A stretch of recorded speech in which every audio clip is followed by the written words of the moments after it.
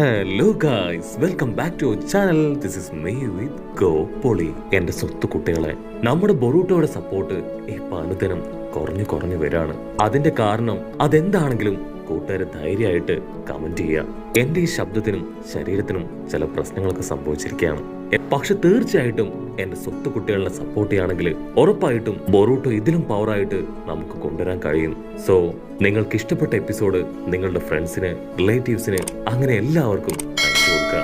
എപ്പിസോഡിന്റെ opening സീനിൽ ഇപ്പൊ നമ്മുടെ ബൊറൂട്ടോ അവനാണെങ്കിൽ ആ ഒരു എക്യുപ്മെന്റ് ഒക്കെ ഉപയോഗിച്ച് ഇപ്പോ വളരെ ഈസി ആയിട്ട് റസൻഗൺ പവർ അത് ക്രിയേറ്റ് ചെയ്യും.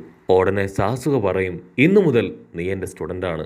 ബൊറൂട്ടോ ആണെങ്കിൽ ഒരു റോക്കറ്റ് വിട്ട സന്തോഷത്തില് അവിടുന്ന് അങ്ങനെ ഓടിപ്പോവും. പിന്നീട് അവൻ ഷുരിങ്കനൊക്കെ വെച്ച് ട്രെയിനിങ് എടുക്കുകയാണ്. അവിടുന്ന് അങ്ങനെ കട്ട് ചെയ്ത ഇപ്പൊ സാസുക അവൻ ഡയറക്റ്റ് ആയി കൊനാമാരുവിന്റെ അടുത്തേക്ക് വരികയാണ്. അവൻ കൊനാമാരുവിനോട് പറയും, ഇന്നു മുതൽ ബൊറൂട്ടോ അവൻ എന്റെ സ്റ്റുഡന്റ് ആണ്. നീ അവനെ ഇത്രയും നാളും നല്ല രീതിയിൽ വളർത്തി നല്ല ട്രെയിനിങ് ഒക്കെ കൊടുത്ത് മിടുക്കനാക്കി എടുത്തു. അതിന് കൊനാമാര് പറയും, താങ്ക് യു സോ മച്ച്. ഇത് പറയാൻ അങ്ങ് ഇവിടെ വരെ വരേണ്ട ആവശ്യമില്ലായിരുന്നു. ശരിക്കും ബൊറൂട്ടോ അവനൊരു നല്ല കുട്ടിയാണ്. പക്ഷേ അവന്റെ അച്ഛൻ നറൂട്ടോ അവനൊരു ഗനിയനായിട്ട് ഇതുവരെ ആക്സെപ്റ്റ് ചെയ്തിട്ടില്ല. ആ ഒരു അംഗീകാരത്തിന് വേണ്ടിയും അച്ഛന്റെ സ്നേഹത്തിന് വേണ്ടിയൊക്കെയാണ് അവൻ ചെറിയ ചെറിയ ചില കുസൃതികളൊക്കെ ഒപ്പിക്കുന്നത്. അത് കേട്ട് സാസുക ചിരിക്കും. സാസുക പറയും, അതുമാത്രമല്ല, എൻ്റെ മകൾ സാറടയ്ക്കും നീ നല്ല ട്രെയിനിങ് കൊടുത്തിട്ടുണ്ട്. അവളുടെ ഇപ്പോഴത്തെ കഴിവും ഡെവലപ്മെന്റ്സ് ഒക്കെ കണ്ട് ഞാൻ പോലും ഷോക്കായി പോയി. അവിടുന്ന് അങ്ങനെ ബ്ലാക്ക് ഔട്ട് ചെയ്ത സാസുകയും ബൊറൂട്ടോയും അവർ രണ്ടുപേരും കൂടെ ഇപ്പൊ ക്യാമ്പ് ഫയർ ഒക്കെ സെറ്റ് ചെയ്ത് അങ്ങനെ ഇരിക്കുകയാണ്. ബൊറൂട്ടോ ചോദിക്കും, ആക്ച്വലി എൻ്റെ അച്ഛനെ കുറിച്ച് നിങ്ങൾക്ക് എന്താ അഭിപ്രായം? ആൾക്ക് എന്തെങ്കിലും ഡ്രോബാക്സ് ഉണ്ടോ? അതിന് സാസുക പറയും, അത്തരത്തിലുള്ള ഡ്രോബാക്സ് ഒന്നും നിന്റെ പപ്പയ്ക്കില്ല. പക്ഷേ ചെറുപ്പം മുതൽ അവൻ എങ്ങനെയെങ്കിലും ഹൊക്കാകെ ആവണം എന്നൊരു ചിന്ത മാത്രമേ ഉണ്ടായിരുന്നുള്ളൂ. പിന്നെ എന്തെങ്കിലും ഒരു കാര്യം ചെയ്യണമെന്ന് ആഗ്രഹിച്ച അതെന്ത് വില കൊടുത്തും എത്ര കഷ്ടപ്പെട്ടും എന്ത് മണ്ടത്തരം കാണിച്ചാണെങ്കിലും ആള് ചെയ്യും. സത്യം പറഞ്ഞാൽ നിന്റെ പപ്പ ഒരു മണ്ടനാണ്. അത് കേൾക്കുമ്പോൾ ബൊറൂട്ടോയ്ക്ക് ചെറുതായിട്ട് നാണക്കേടും അതുപോലെ തന്നെ നറൂട്ടോയെ ഓർത്ത് സങ്കടമൊക്കെ തോന്നും. നിനക്കിപ്പോൾ നറൂട്ടോയെ കുറിച്ച് മാത്രമല്ല അറിയൂ, പഴയ നറൂട്ടോയെ കുറിച്ച് അവന് ഞങ്ങൾക്ക് മാത്രമേ അറിയൂന്ന് സാസുക പറയും. കട്ട് ചെയ്ത ഇവിടെ സാറട അവൾക്കാണെങ്കിൽ ഇപ്പൊ ഒരു സമാധാനവും ഇല്ല. ബൊറൂട്ടോ അവനിപ്പോ എൻ്റെ അച്ഛൻ്റെ സ്റ്റുഡൻ്റ് ആയിരിക്കുകയാണ്. തീർച്ചയായിട്ടും നല്ല രീതിയിൽ ട്രെയിനിങ് ഒക്കെ എടുത്ത് അവൻ സ്ട്രോങ് ആയിട്ട് വരും. അതുകൊണ്ട് തന്നെ എനിക്കും എന്തെങ്കിലുമൊക്കെ ചെയ്തേ പറ്റുമെന്ന് പറഞ്ഞ് അവളിപ്പോൾ ഉഷാറായിട്ട് ഓടി ഇവാബയാൻ ടീമിന്റെ അടുത്തേക്ക് വരും. ആരുടെ കണ്ട അവർ ടെൻഷനാവും. നീ എന്താ ഇവിടെ? നിനക്കെന്താ വേണ്ടേ? നീ സ്പൈ വർക്ക് ചെയ്യാനാണോ ഇവിടേക്ക് വന്നേ? അത് കേട്ട് അവൾ ചിരിക്കും. സ്പൈ വർക്ക് ചെയ്യാനോ? അത് നിങ്ങളെയോ? അതിനവർ പറയും, ഞങ്ങളിപ്പോൾ ഭയങ്കര സ്ട്രോങ് ആണ്. ഞങ്ങൾ ട്രെയിനിങ് ഒക്കെ എടുത്ത് ഉറപ്പായാലും ഞങ്ങളെ ഓപ്പണൻസിനെ ഈസി ആയിട്ട് തോൽപ്പിക്കും. അതിനവള് പറയും, നിങ്ങളെ തോൽപ്പിക്കാനുള്ള ഈസി ട്രിക്സ് ഒക്കെ ഞങ്ങൾക്ക് ഓൾറെഡി അറിയാം. മാത്രമല്ല ഞങ്ങളുടെ മാസ്റ്റേഴ്സും ഞങ്ങൾക്ക് കട്ട സപ്പോർട്ട് തരുന്നുണ്ട്. സോ ഉറപ്പായിട്ടും ഞങ്ങൾ ഈ ജൂനിയർ എക്സാമിൽ നിങ്ങൾ ഡിഫീറ്റ് ചെയ്തിരിക്കും. അവിടുന്ന് അങ്ങനെ ബ്ലാക്ക് ഔട്ട് ചെയ്ത ഇപ്പൊ സുമൈര ടീമിനെ കാണിക്കും. അവരാണെങ്കിൽ ജൂനിയർ എക്സാമിൽ എന്തൊക്കെ ചെയ്യണം, എങ്ങനെയൊക്കെ ട്രെയിനിങ് എടുത്താൽ നമുക്ക് ഈ എക്സാമിൽ ജയിക്കാൻ പറ്റും എന്നൊക്കെയുള്ള കാര്യമായിട്ടുള്ള ഡിസ്കഷനിലാണ്. നാമിടെ പറയും, നമ്മൾ ഈ ജൂനിയർ എക്സാമിൽ നല്ല രീതിയിൽ ജയിക്കണമെങ്കിൽ ആദ്യം നമുക്കിടയിലുള്ള ഫൈറ്റ് അത് ഒഴിവാക്കണം.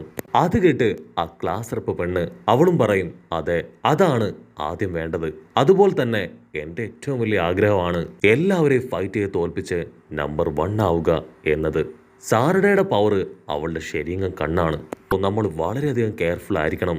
അവളുമായിട്ട് ഏറ്റുമുട്ടുമ്പോൾ ഒരു കാരണവശാലും അവളുടെ കണ്ണിലേക്ക് നോക്കരുത്. വസാബി നാമിടെ ആണെങ്കിൽ അവളുടെ പ്ലാനിങ് ഒക്കെ കെട്ടി ഷോക്കാവും.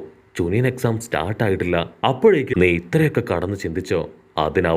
അവളാണെങ്കിൽ അവരെ നോക്കി പൊട്ടിച്ചിരിക്കും. കട്ട് ചെയ്താ ഇപ്പൊ ടെമരിയെ കാണിക്കും. അവളാണെങ്കിൽ ഷിക്കഡാൻ ടീമിന് ട്രെയിനിങ് കൊടുത്തോണ്ടിരിക്കുകയാണ്. ടെമർ ചോദിക്കും, ഓ മൈ ഗോഡ്, നിങ്ങൾക്ക് ആക്ച്വലി ഇത്രയും സ്ട്രെങ്തേ ഉള്ളോ? ഇത്രയും കാര്യങ്ങൾ മാത്രമേ നിങ്ങളെ കൊണ്ട് ചെയ്യാൻ പറ്റുള്ളൂ?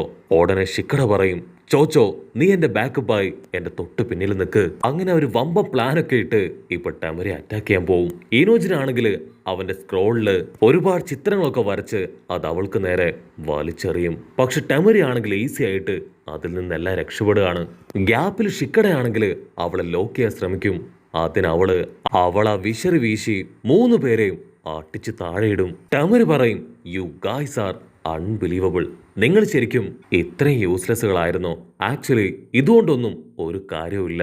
ഗാരയുടെ സ്റ്റുഡൻസ് ഒക്കെ എക്സാമിൽ പാർട്ടിസിപ്പേറ്റ് ചെയ്യുന്നുണ്ട്.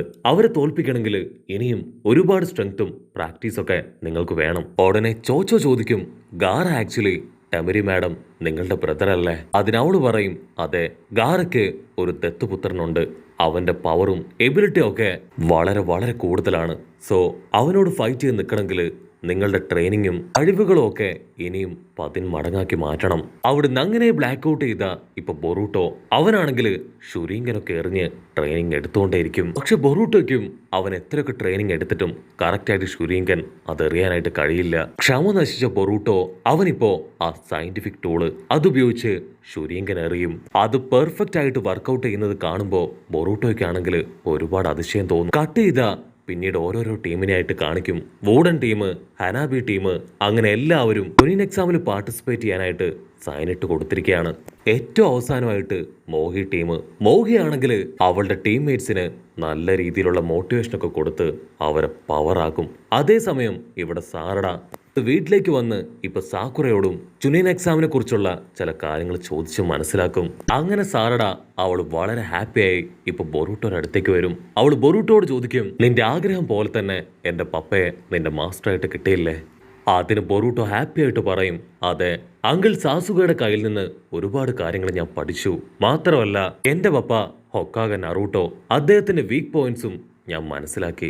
ബറൂട്ടോയും സാറടയും അവർ രണ്ടുപേരും എക്സാം അടിപൊളിയായിട്ട് അറ്റൻഡ് ചെയ്യുന്നു പറഞ്ഞ് അവർ സൈൻ ചെയ്ത ആ പേപ്പർ കാണിക്കും. അപ്പൊ മെയ്റ്റ്സുകി അവനും സൈൻ ചെയ്ത പേപ്പറുമായിട്ട് അവിടേക്ക് ഓടിയെത്തും. കട്ട് ചെയ്ത കിങ്സുകയും മോമോസുകയും അവർ രണ്ടുപേരും ഇപ്പൊ കാഗുയയുടെ മാൻഷനിലേക്ക് എത്തിയിരിക്കുകയാണ്. അവരാണെങ്കിൽ അവിടെ ഉണ്ടായിരുന്ന ഓരോ സ്ക്രോളുകളായിട്ട് ഇപ്പൊ എടുത്തു നോക്കും. അതെല്ലാം തന്നെ ഓൾറെഡി നശിച്ചു പോയിരിക്കുകയാണ്. മോമോസുക്കി ആണെങ്കിൽ ഇപ്പൊ ഒരു പ്രത്യേക പവർ ഉപയോഗിച്ച് അവിടെ ഒരു വലിയ പോർട്ടൽ ക്രിയേറ്റ് ചെയ്യും. ഇനിയും വെയിറ്റ് ചെയ്തിട്ട് കാര്യമില്ല, കാഗുയയുടെ ഫുൾ പവർ അതെനിക്ക് അബ്സോർബ് ചെയ്തേ പറ്റൂന്ന് പറയും. അപ്പൊ മോമോസുക്കി ആണെങ്കിൽ ഇപ്പൊ കിംസുകിയോട് ചോദിക്കും, നീയല്ലേ പറഞ്ഞത് ആ ഒരു ഡയമണ്ട് ട്രീ അത് തകർന്നു പോയെന്ന്? അത് പിന്നീട് 9 കഷ്ണങ്ങളായി മാറി 9 മോൺസ്റ്റേഴ്സായി മാറിയെന്നല്ലേ നീ പറഞ്ഞത്? അതിനൊറട്സുക്കി പറയും, അതെ, അതാണ് ആ 9 ബീസ്റ്റുകളും. ആ ടെയിൽഡ് ബീസ്റ്റുകളുടെ എല്ലാം ബോഡിയിൽ ഒരുപാട് ചക്ര പവർ ഉണ്ട്. മാത്രമല്ല അവറ്റകൾക്കെല്ലാം ഓരോരോ പേരൊക്കെ കൊടുത്ത് ഓരോരോ വില്ലേജുകളിൽ അവറ്റകളുണ്ട്.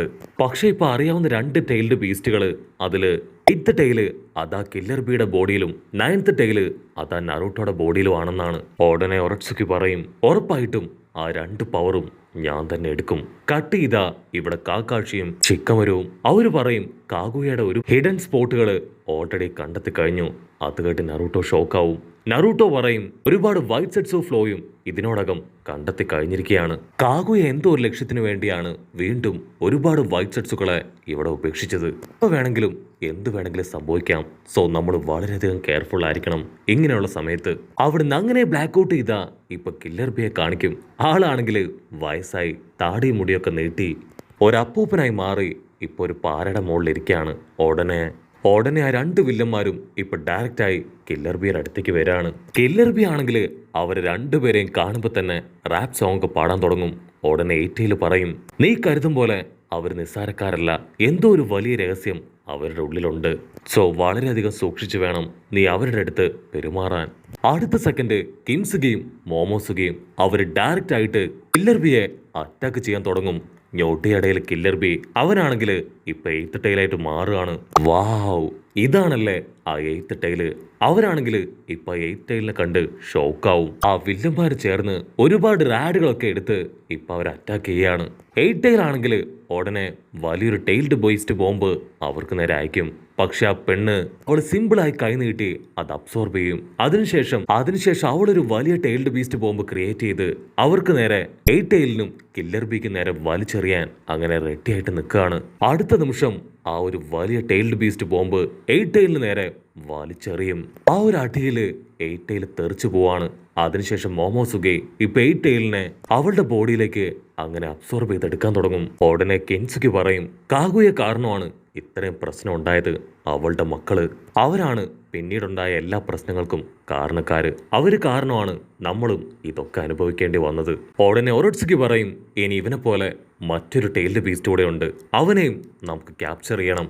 അവിടുന്ന് അങ്ങനെ സീൻ ബ്ലാക്ക് ഔട്ട് ചെയ്ത ഇപ്പോ സാൻഡ് വില്ലേജ് കാണിക്കും. അവിടെ ഗാറയും കങ്കൂറയും അവർ രണ്ടുപേരും അവരുടെ സ്റ്റുഡൻസിന്റെയും മാസ്റ്റേഴ്സിന്റെ അടുത്ത് വന്ന് നിൽക്കുകയാണ്.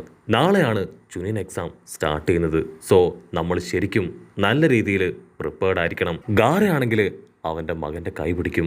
നിന്നിലാണ് എനിക്ക് ഏറ്റവും വലിയ പ്രതീക്ഷ. ഉടനെ അവന്റെ ദത്തുപുത്രൻ അവനോട് പറയും, ഒരു കാരണവശാലും അച്ഛന്റെ പ്രതീക്ഷ ഞാൻ നശിപ്പിക്കില്ല. ഗ്രാമത്തിനും അച്ഛനും ഒരു പേരുദോഷം ഉണ്ടാക്കാതെ നല്ല രീതിയിൽ ഞാൻ ഈ എക്സാമിൽ പെർഫോം ചെയ്യും. ഉടനെ ഗാറയാണെങ്കിൽ ഇപ്പൊ കങ്കൂരയുടെ കൂടെ സ്റ്റുഡൻസിനെ എല്ലാവരെയും ട്രെയിൻ കയറ്റി വിടുകയാണ്.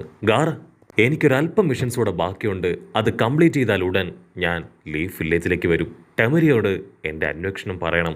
അതിന് കങ്കൂർ ഓക്കെ പറഞ്ഞ് സ്റ്റുഡൻസുമായി ട്രെയിൻ കയറി പോവാണ്.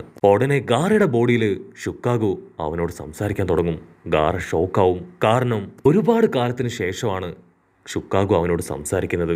ഷിക്കാഗോ പറയും, 8 ഡേയിൽ ഞാനുമായിട്ട് കണക്ഷനിലായിരുന്നു ഉണ്ടായിരുന്നത്. പക്ഷേ പെട്ടെന്ന് അവനുമായിട്ടുള്ള ആ ഒരു കണക്ഷൻ അത് ഡിസ്കണക്റ്റ് ആയിപ്പോയി. എന്തോ ഒരു വലിയ അപകടം എനിക്ക് ഫെയിൽ ചെയ്യുന്നുണ്ട്. കട്ട് ചെയ്താ ഇവിടെ ബൊറൂട്ടോയെ കാണിക്കും. അവനാണെങ്കിൽ ഷുരിങ്കൻസ് ഒക്കെ ഇപ്പൊ കറക്റ്റ് ആയിട്ട് വലിച്ചെറിഞ്ഞോണ്ടേയിരിക്കുകയാണ്.